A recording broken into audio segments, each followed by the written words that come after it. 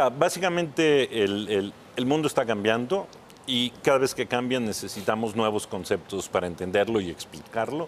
Digamos, además nos queda muy claro que ya las ideas que usábamos para hablar, por ejemplo, de los partidos políticos, de los grupos políticos, derecha, izquierda, ya no sirven. Y si no sirven, ¿quién piensa por todo eso? ¿No?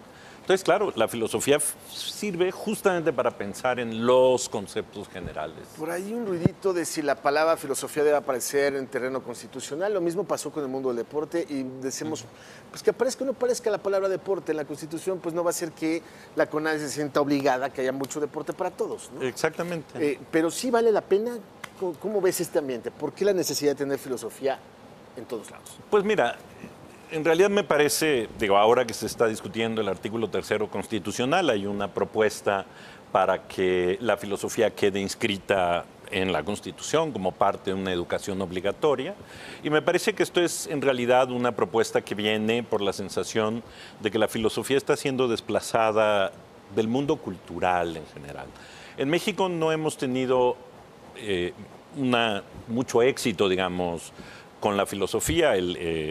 Ahora, una de las propuestas para el CONACYT es agregarle la palabra humanidades, pero en realidad eso muestra justo el escaso lugar que las humanidades y dentro de las humanidades la filosofía ha tenido en este país. Tampoco está en la Secretaría de Cultura. La Secretaría de Cultura no entiende la filosofía como parte Siendo de una de las la o la cultura. facultad de la Universidad de Exacto, México. ¿no? Pero además, uno de los elementos de la cultura principal, es decir, no hay prácticamente ningún acontecimiento cultural que no tenga un componente filosófico, haya sido producto, resultado de un pensar colectivo que se manifiesta culturalmente de muchas maneras, ¿no?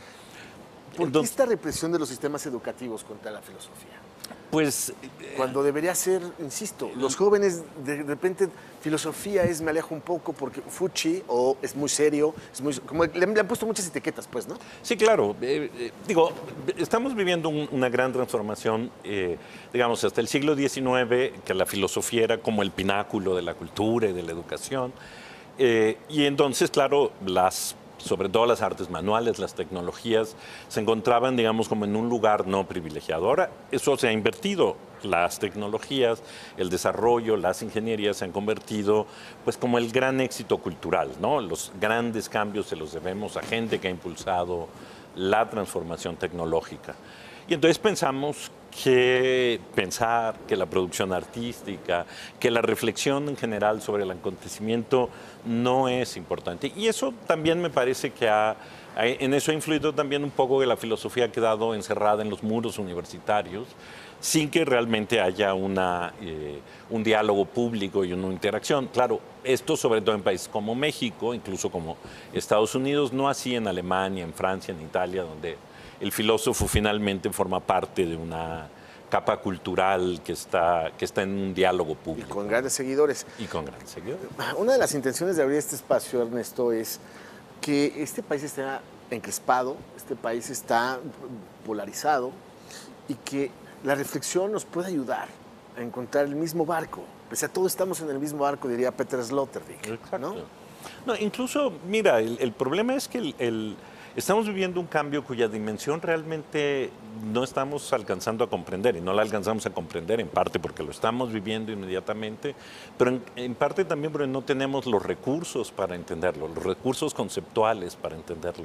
Es decir, por ejemplo, hemos venido de un modelo de pensamiento, vamos a decir, único, que pensaba que la solución ya estaba dada y que todo consistía en continuar por el mismo camino, y de pronto ya no. Pero ese ya no es una respuesta clara, no sabemos cuáles son las dimensiones. Ya estaremos platicando a lo largo de los martes en esto, pero tengo un minuto. ¿Qué tanto nos están haciendo daño la tergiversación de las palabras? Cuando tergiversas una realidad.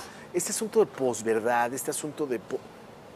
¿Qué tanto ruido nos está haciendo? Hijo, muchísimo, muchísimo. Incluso uno puede darse cuenta que el manejo poco cuidadoso, por ejemplo, el término constitución, o el término moral, o el término ética, o el término fake news, es algo que altera la forma en que estamos pensando, induce errores y produce unas discusiones que a veces son estériles y innecesarias, que en lugar de enriquecernos nos confrontan, nos oponen unos con otros. ¿no? Y necesitamos eso, calar, revisar, analizar las palabras con mucho más cuidado, entender conceptualmente qué estamos diciendo, llegar a nuevas convenciones. Pues seguiremos platicando a lo largo de los martes. Gracias por venir, por abrir este espacio y que la filosofía nos ayude a eso. Eso, y que fluya. A fluir, exactamente, Ernesto. Muchas gracias. Muchas gracias por venir.